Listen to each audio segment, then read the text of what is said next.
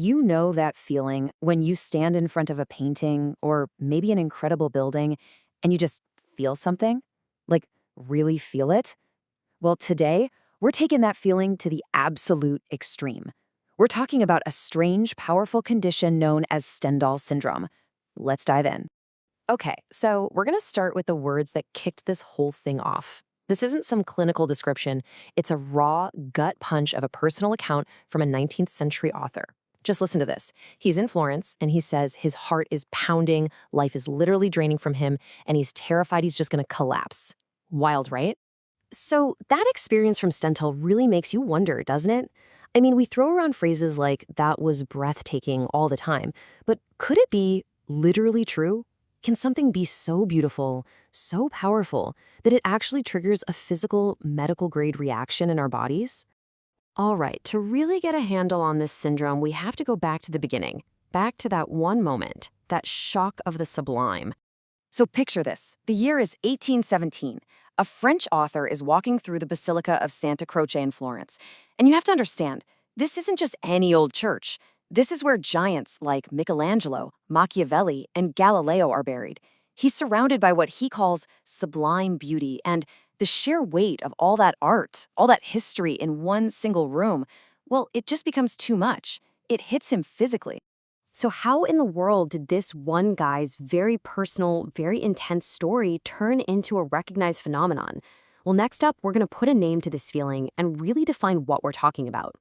So what was really going on with him in that church? I mean, was it just a really emotional moment, being moved by the art, or was it something else entirely? Let's get a proper definition. Okay, so here it is. It's called Stendhal Syndrome. Sometimes you'll hear it called Florence Syndrome for obvious reasons. It's officially known as a psychosomatic condition, and that word psychosomatic is the key. Psycho refers to your mind, your emotions. Somatic refers to your body. So it's a physical reaction, like a racing heart or dizziness, that's triggered by a purely emotional experience, like being completely floored by a piece of art. And we're not just talking about getting a little teary-eyed. The reported symptoms here are pretty intense. This goes way beyond feeling a bit lightheaded. We're talking about your heart racing, serious confusion, actually fainting, and in some really extreme cases, even hallucinations. This is a whole other level of being moved by art. So, who are the main characters in this story? How did we get from a personal journal entry to a clinical term? Let's take a little trip through time and meet the people who put this whole thing on the map. Right, so that author, the man who felt like he was going to fall over back in 1817, his name was Marie-Henri Beyle, but you probably know him by his pen name, Stendhal. And there you have it. That's exactly where the syndrome gets its name. But get this, more than 150 years, Stendhal's experience was just that, a powerful story in a book. It wasn't until 1979 that things changed.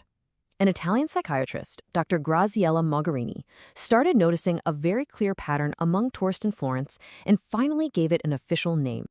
And this wasn't just a hunch she had. Dr. Mogherini wasn't just looking at one or two people. She observed and documented over 100 cases. Think about that.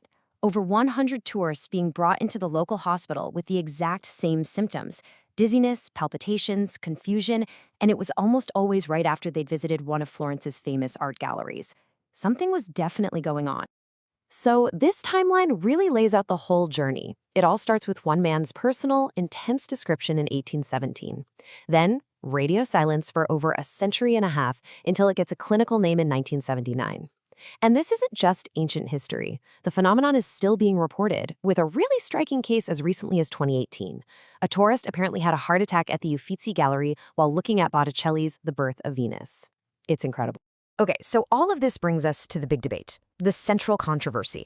Is this a real, verifiable medical condition, or is it more of a kind of cultural story, a piece of Florentine folklore? So here's the million-dollar question. Despite all these stories, all these firsthand accounts, is Stendhal syndrome something that's officially recognized by the medical world? Is it a real diagnosable condition? And this is really the heart of the debate. On the one side, you have some pretty compelling evidence. I mean, hospital staff in Florence are used to seeing tourists come in with these exact symptoms. And we have brain scans that show, yes, art absolutely stimulates the emotional centers of our brains. But On the other side, it's not listed in the DSM. That's kind of the official Bible of mental disorders. And the main reason is that the symptoms look a lot like a panic attack or an anxiety attack, which makes it really tricky to classify as its own unique thing. So where does that leave us? Let's step back from the clinical debate for a second and just think about what this all means. Let's talk about the sheer power of art. You know, in the end, whether Stendhal Syndrome ever gets its own official entry in a medical textbook, that might not be the most important part of the story.